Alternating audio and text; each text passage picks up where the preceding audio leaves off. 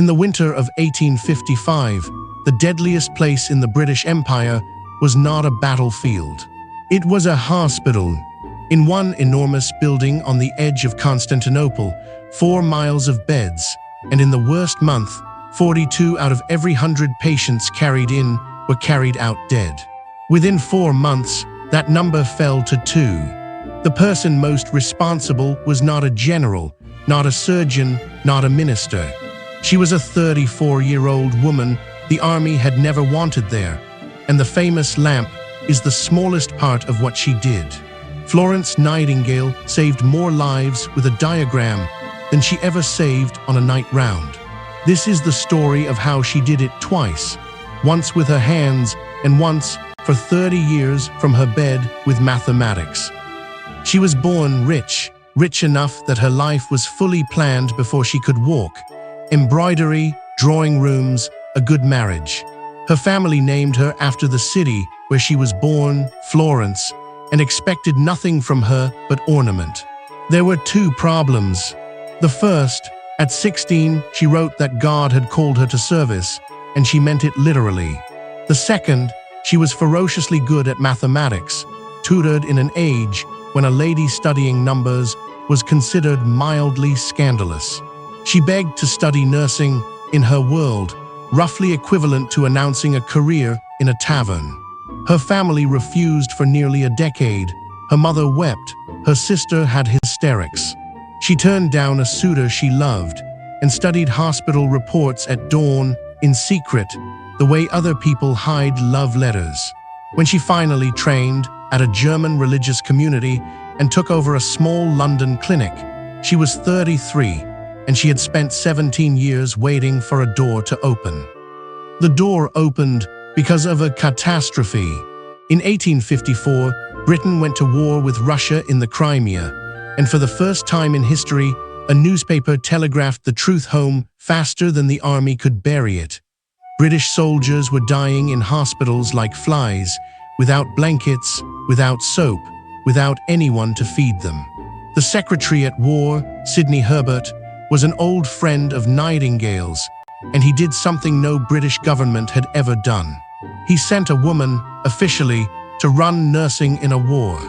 She landed at the barrack hospital of Scutari with 38 nurses and found a building that was a machine for killing its own patients. Sewers blocked beneath the wards, wind blowing the stench back over the beds, no kitchen worth the name, and a supply system so jammed that shirts sat in harbor while men lay naked. The doctors did not want her, so she did not argue with them.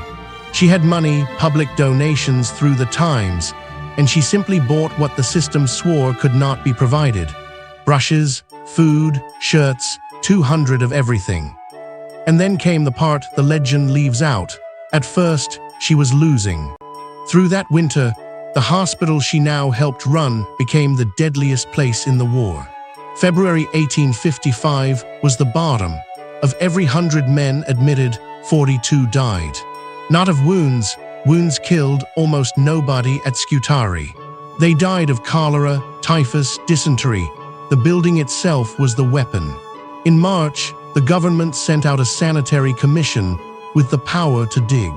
They flushed the sewers, hauled out dead animals from the water supply, cut ventilation into the roof. The death rate collapsed, 42% in February, 2% by June. Nightingale had fought filth from the first day, but she believed at the time that the great killers were overwork and bad food.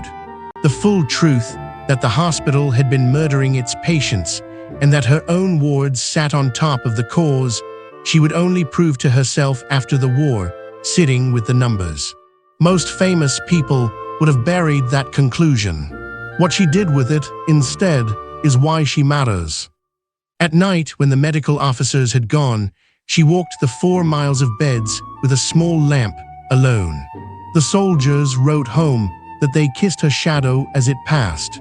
The Times made her, overnight, the most famous woman in the empire after the Queen, the lady with the lamp, an angel of gentleness.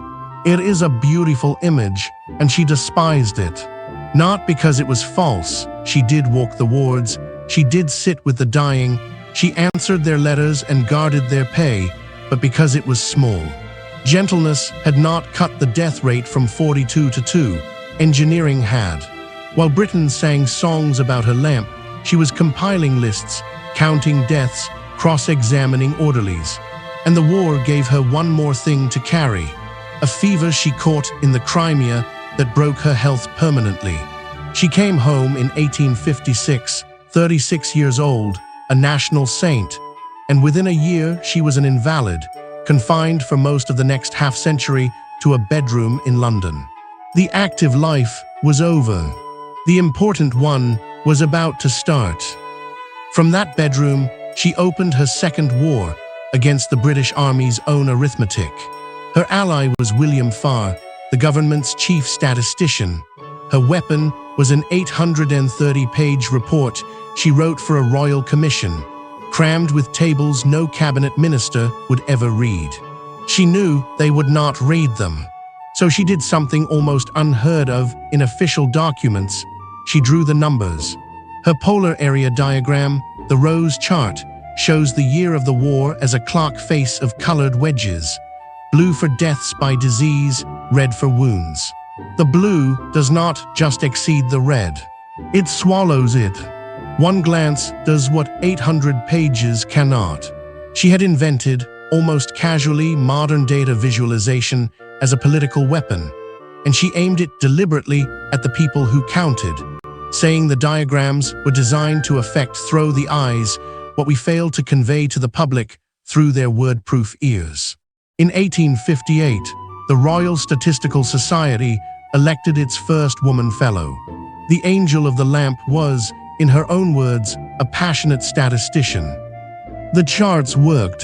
The Queen read them. The commissions she haunted rebuilt army barracks, hospitals, and record-keeping, and within a decade, the peacetime death rate of the British soldier, which her tables had shown to be double that of the civilians sleeping one street away, was cut in half. Dead men saved by a diagram in their thousands every year forever. And she kept firing. A public fund raised in her name became the Nightingale Training School at St. Thomas Hospital in 1860. The founding of nursing as a trained, respectable, paid profession, exported across the world by her graduates. Her little book, Notes on Nursing, outsold novels. Sanitation reports for India crossed her bed by the hundredweight. Viceroys took her briefings in her bedroom, one visitor at a time, by appointment. She ran a global reform movement for 40 years from a room she rarely left. And when she died in 1910, at 90, the modern hospital, clean, ventilated, staffed by professionals, run on statistics, was simply the world's translation of her handwriting. So what did she know? First, the lamp gets you in the room. The ledger changes the room. Compassion made her famous, but she counted her way to every victory that lasted. The moment she wanted something changed, she reached for the death tables, not the pulpit.